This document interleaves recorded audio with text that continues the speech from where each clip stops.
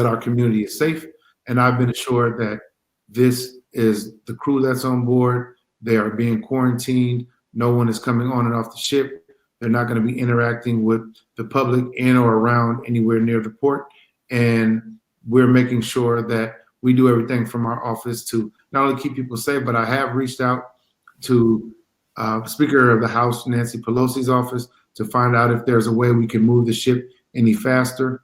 But I have been assured that the folks on the ship are being quarantined. This is not a case where we have people who were diagnosed running around our peers in ports in San Francisco, but they are being quarantined at that spot, and there are no waste going into our water. They are complying with CDC, USDA regulations, and it would be unlawful to do that. And of course, we're monitoring to make sure that that is the case. I am not excited about the ship being there. I'm not excited about not knowing that the ship was coming and not being able to tell community what was going to be in place. But this was a U.S. Coast Guard federal decision that was made. It's going to be here for around 10 more days, and maybe we can get it to leave sooner. I will have more information when I actually hear from and get a response from Speaker Pelosi's office. But we are, one, want to make sure people are safe, and two, doing everything we can to see if we can change the situation. Definitely appreciate you for that. Wanted to sort of switch gears a little bit and sort of talk about the work that you're doing around sort of financial assistance. And if you can sort of talk about that. You know, we have a lot of people who are out of work. Some of us have the ability to sort of work from home a little bit, but those clients are going away. So up and down the scale, there's sort of a lot of economic instability that's sort of going on. So I'd love to sort of hear what City of San Francisco is doing about that. So there are a lot of things that my colleagues and I have been proposing, and also working with the mayor's office. One, urging federal and state and local to expand paid leave to make sure workers know their rights that they have, and to have paid sick leave or unemployment insurance. We're calling for a multilingual workers hotline so workers can access information and rapid enforcement. We also are making sure that we have a resolution in place right now to urge the federal government to expand 14-day leave emergency. There are eviction protections in place for small businesses. We have a moratorium on evictions for small businesses, as well as people and moratorium on evictions in homes. We have a resolution calling on the governor and courts to stop any eviction activity. We also have created an ordinance to protect small businesses. And then there's a rent loan program legislation that was introduced to create a $20 million loan program to help stabilize rent for small businesses.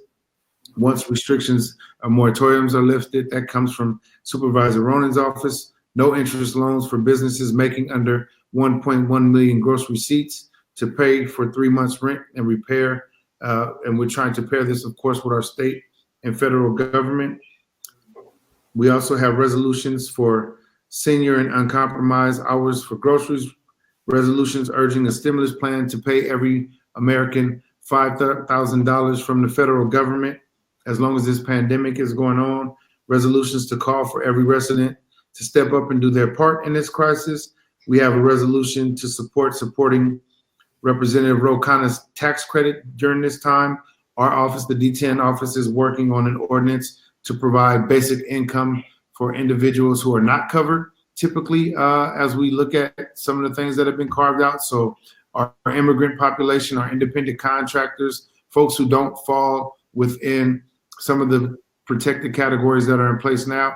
So we are submitting resolutions, we're submitting legislation and ordinances that will mandate to make sure that financial support goes to small businesses, to individuals, to folks in community. With that said, there's also federal and state relief that has been discussed, that have been talked about. And we want to make sure that, of course, we take advantage of what the feds and the state are going to offer. But we are not waiting in San Francisco on federal government relief. We're not waiting on state relief. We have jumped in and already started putting resolutions and ordinances and pandemic is going to cause some major economic problems. And I want to be clear and upfront about that. But we are also doing everything we can to get in front of mitigating any of those negative economic impacts that are already affecting our small businesses, already affecting our workers, already affecting community. But we're going to do everything that we can to make people as whole as possible in our role as member of the Board of Supervisors. And I know that it's a hard time for everybody. I know that people are already suffering. And I know sometimes that these are just words, but we have had crisis before. We have had stimulus packages before, and we have done things to put people in position to be able to mitigate impacts and to come out of these kind of crises, at least to a point where we can be resilient. D10 is a resilient community. San Francisco is a resilient city. We're going to continue to do more across our community to address these negative impacts. But I just want everyone to know we're working 24/7 around the clock to come up with strategies to stop the bleeding. Great. And I think one of the things that I'd love to ask is, I see that you have this really great resource guide.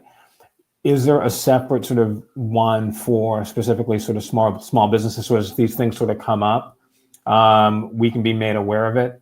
And I only say that because, again, being in the Bayview, and you're doing a lot of great work as a supervisor, sometimes it's just communication, right? People don't know what they don't know.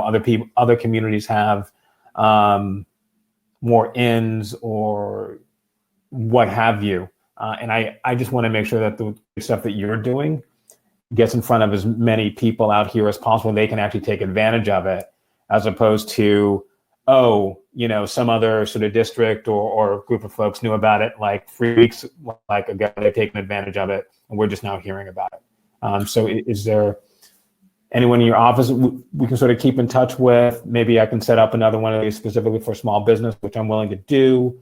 I just want to know how we can sort of work with you to sort of get the word out, about this, like the financial things that we can sort of take advantage of.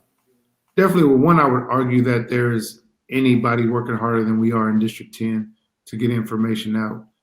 And in fact, we stay ahead of the curve in communication. We've already sent some of this information out in our newsletter. We post on the daily about some of the resources that are available. Of course, all of our small businesses in our district, I've either had conversations with or communicated with via text, via email. But again, anyone can reach out to Walton staff at sfgov.org. We'll continue to send over resources. We do have a small business assistance center, deferred tax and license fees link, small business resiliency fund, opportunities for leasing and legal assistance. And we will continue to put this information out. Of course, we're going to make it available to you. We also will post things on my personal website, but we're getting this information out every way we can. We will also continue to work with our local nonprofits to disseminate and distribute this information across community. But we're going to continue to be a vessel and a vehicle for our small businesses to access on a daily basis. We work with all of our merchants associations, whether it's Merchants of Bushertown, Bayview Merchants Association, Potrero Hill Dog Patch Neighborhood Association, merchants associations, as well as our Viz Valley Neighborhood Association. We work across community consistently to get information in the hands of everyone, even much like this forum, in terms of making sure that we reached out to all the leadership of the district and making sure people were connected and had an opportunity to hear from us. Today, we'll continue to over communicate with community. And if there are gaps, which I know people are sending right now and putting information out there, we are hearing everything, we're seeing everything, and we will respond to all of the questions. And I also want everyone to know that if there's something we did not get to during this forum, obviously this is something that is time sensitive, but we are receiving all of your emails, we're receiving all of the information that you're putting out, and we will get you a response to all of your questions. And I totally want to sort of say thank you. And I want to give folks one last moment to be able sort of to ask questions. There was actually a really poignant point that someone made about she was talking to a young person who just told her that no one cares about us. And I think, especially with young people, there's a lot of change going on. And any recommendations really from you as to how we can actually better embrace or communicate with our young folks to let them know that, we are here? Well, I think one of the things, and one of the most important things for our office and for me, and why I'm here as supervisor, is to make sure that our young people have real opportunities to be successful. That's why we do everything we can to put resources into the school district. That's why we're fighting hard to make sure our young people are eating during this time period. And one thing that people are not talking about is the major learning loss that's going to happen with our young people being out of school, particularly our Black and brown students, particularly students who have been isolated and disenfranchised for a long time, particularly our young people who have either suffered from truancy or chronic absenteeism. This learning loss during this time period is major. It's something that we're going to bring attention to and working on resources to make sure that our young people are getting what they need while they're out of school. But I want our young people to know that they are actually the most resilient and the most treasured folks that we have here in San Francisco. And in fact, everything that we do is to make sure that their lives are better and their lives are improved. We don't get anything accomplished without our young folks, and every initiative, every era, if you look past history, anything that happened that was successful, that made change for our communities in this country, it started from young people. So I want our young people to know that they're valued and that their leadership is important and imperative. And in fact, we work consistently with the Youth Commission on a lot of the things that we do in this office to make sure, one, that they're at the table, two, that they're bringing in other young folks to participate, because the voice of young people is of major importance to our office. And we don't just say that, but we lead in that manner, we lead in that way, and that's why we bring young people to the table in everything we do. It may not be lost on a lot of people. One of our first major pieces of legislation and initiatives, working with, of course, other members of the Board of Supervisors, was to close juvenile hall, to give our young people a real opportunity to be successful, even if they make a mistake.